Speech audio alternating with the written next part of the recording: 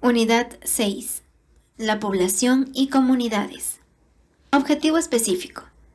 Definir correctamente los parámetros primarios de la población y explicarlos frente a un fenómeno de disminución o aumento del tamaño o la densidad de una población.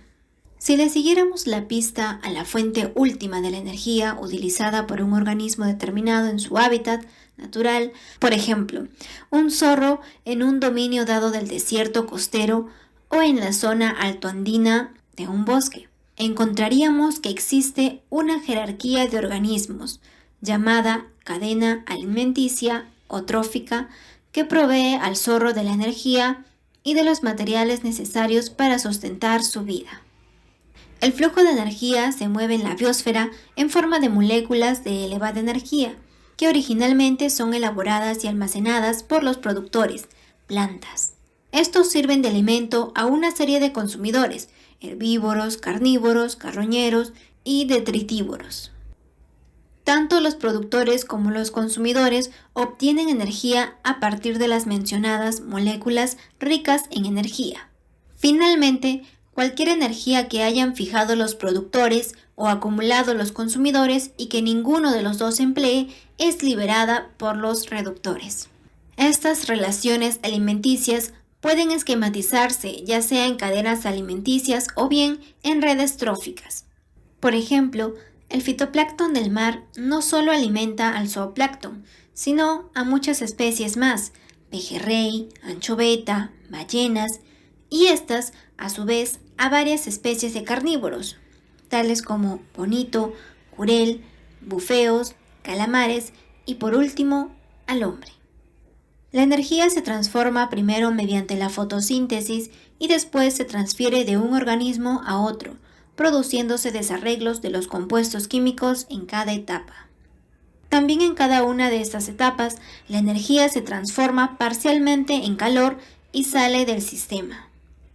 Las cadenas alimenticias raramente corresponden a secuencias aisladas, generalmente se entrelazan varias de ellas para constituir una red alimenticia, que es una serie relativamente compleja de relaciones alimenticias. Productores. Un productor utiliza la energía proveniente de la luz solar mediante la fotosíntesis, la cual produce moléculas ricas en energía. La mayoría de las moléculas producidas hace que aumente el tejido vegetal. Algunas de estas se degradan poco después de su elaboración, para constituirse en el combustible de los procesos vitales diarios de la planta. En el curso de su vida, los vegetales emplean la mayor parte de la energía que fijan para conservarse vivos o bien reproducirse. Los herbívoros son aquellos organismos que consumen tejido vegetal. De esta manera, obtienen las moléculas ricas en energías que posteriormente pueden degradar para liberar la que necesitan para vivir. Los herbívoros son organismos heterótrofos. Al igual que los vegetales, los herbívoros consumen la mayor parte de la energía que obtienen en vivir, crecer y reproducirse.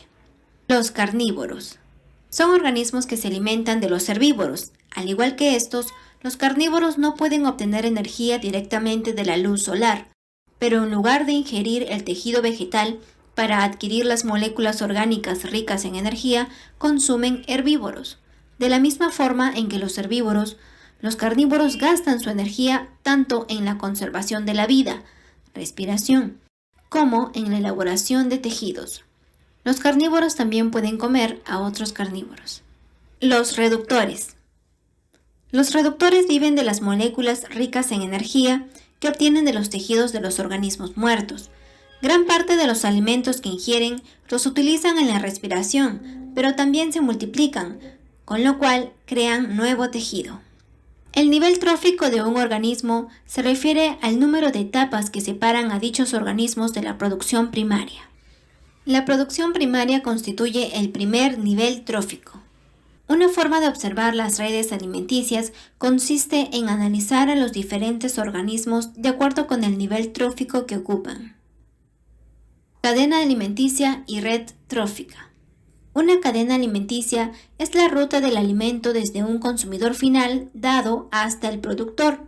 Por ejemplo, una cadena alimenticia típica en un ecosistema de campo pudiera ser pasto, saltamonte, ratón, culebra y halcón. Aun cuando se dijo que la cadena alimenticia es del consumidor final al productor, se acostumbra a representar al productor a la izquierda o abajo y al consumidor final a la derecha o arriba. El mundo real es mucho más complicado que una simple cadena alimenticia, aun cuando muchos organismos tienen dietas muy especializadas, como es el caso de los osos hormigueros.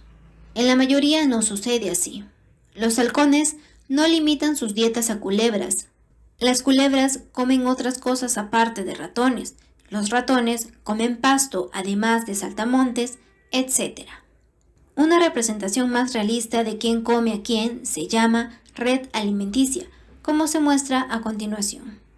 Solamente cuando vemos una representación de una red alimenticia como la anterior, es que la definición dada anteriormente de cadena alimenticia tiene sentido.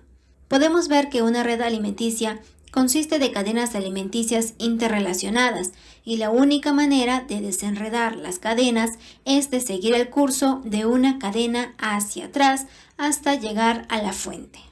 La red alimenticia anterior consiste de cadenas alimenticias de pastoreo, ya que en la base se encuentran productos que son consumidos por herbívoros.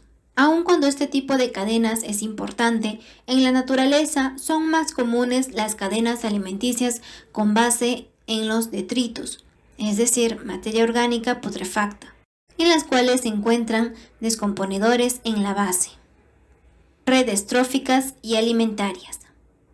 Se estima que el índice de aprovechamiento de los recursos en los ecosistemas terrestres es como máximo del 10%, por lo cual el número de eslabones en una cadena alimenticia o trófica ha de ser, por necesidad, corto. Sin embargo, un estudio de campo y el conocimiento más profundo de las distintas especies nos revelará que esa cadena alimenticia o trófica es únicamente una hipótesis de trabajo y que, a lo sumo, expresa un tipo predominante de relación entre varias especies de un mismo ecosistema. La realidad es que cada uno de los eslabones mantiene a su vez relaciones con otras especies pertenecientes a cadenas distintas.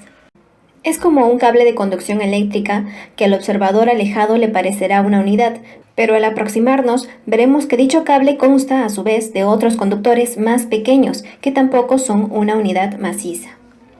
Cada uno de estos conductores estará formado por pequeños filamentos de cobre y quienes conducen la electricidad son en realidad las diminutas unidades que conocemos como electrones, componentes de los átomos que constituyen el elemento cobre. Pero hay que poner de relieve una diferencia fundamental. En el cable, todas las sucesivas subunidades van en una misma dirección, pero en la cadena trófica, cada eslabón comunica con otro que a menudo se sitúan en direcciones distintas. Por ejemplo, la hierba no solo alimenta a la oveja, sino también al conejo y al ratón, que serán presa de un águila y un búho, respectivamente. La oveja no tiene al lobo como único enemigo, aunque sea el principal. El águila competirá hasta con el lobo si está en el mismo territorio, y que, en caso de dificultad, no dudará en alimentarse también de conejos. De este modo, la cadena original ha sacado a la luz la existencia de otras cadenas laterales y entre todas han formado una tupida maraña de relaciones interespecíficas. A esto se le conoce con el nombre de red trófica. La red es una visión más cercana a la realidad que la simple cadena. Nos muestra que cada especie mantiene relaciones de distintos tipos con otros elementos del ecosistema. La planta no crece en un único terreno, aunque en determinados suelos prospere con especial vigor. Tampoco, en general, el herbívoro se nutre de una única especie vegetal, y él no suele ser tampoco el componente exclusivo de la dieta del carnívoro.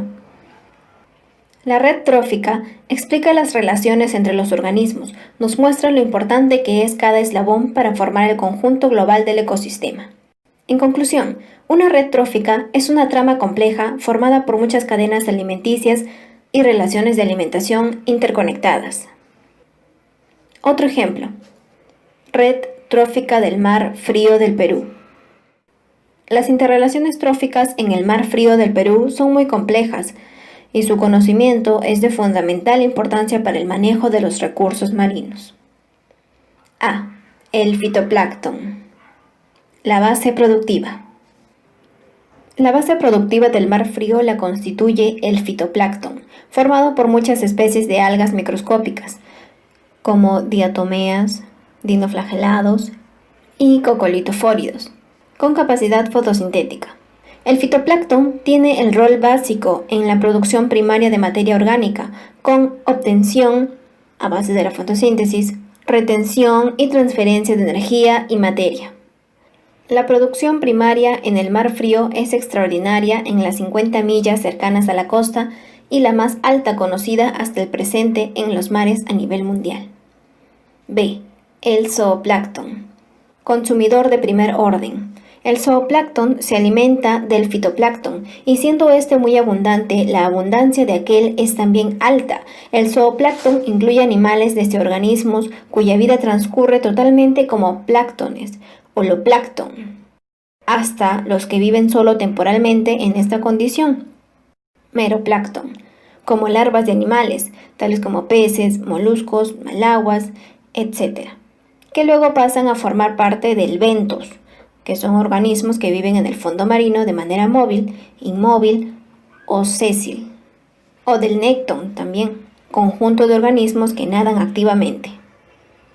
El zooplancton herbívoro, especialmente los copépodos, es importante para convertir el fitoplancton, autótrofos con capacidad fotosintética, en carbohidratos, grasas y proteínas del tejido animal, ubicándose así entre los zoófagos en el nivel trófico inmediato al fitoplancton como consumidor primario o de primer orden. C. La anchoveta, anillo fundamental. La anchoveta es el anillo fundamental del ciclo nutritivo del mar frío por ser una especie planctívora que se alimenta de diatomeas y copépodos y sirve a su vez de alimento a otras especies de peces, aves, mamíferos y cefalópodos. La sardina, Sardinops sagax, también forma parte de las especies planctívoras. Los principales predadores de la anchoveta y de la sardina y las especies que dependen de ella son peces, bonito, barrilete, atún de aleta amarilla, sierra, jurel, cojinova, lenguado, corvina y lorna. Todas estas especies son de importancia económica. Aves, guanay, piquero, alcatraz o pelícano, pingüino y gaviota. Mamíferos, lobo de un pelo, lobo de 2 pelos y numerosos delfines y bufeos.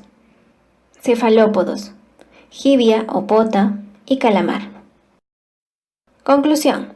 Como se puede observar, la fauna de mayor importancia económica del mar frío depende de la anchoveta y de la sardina.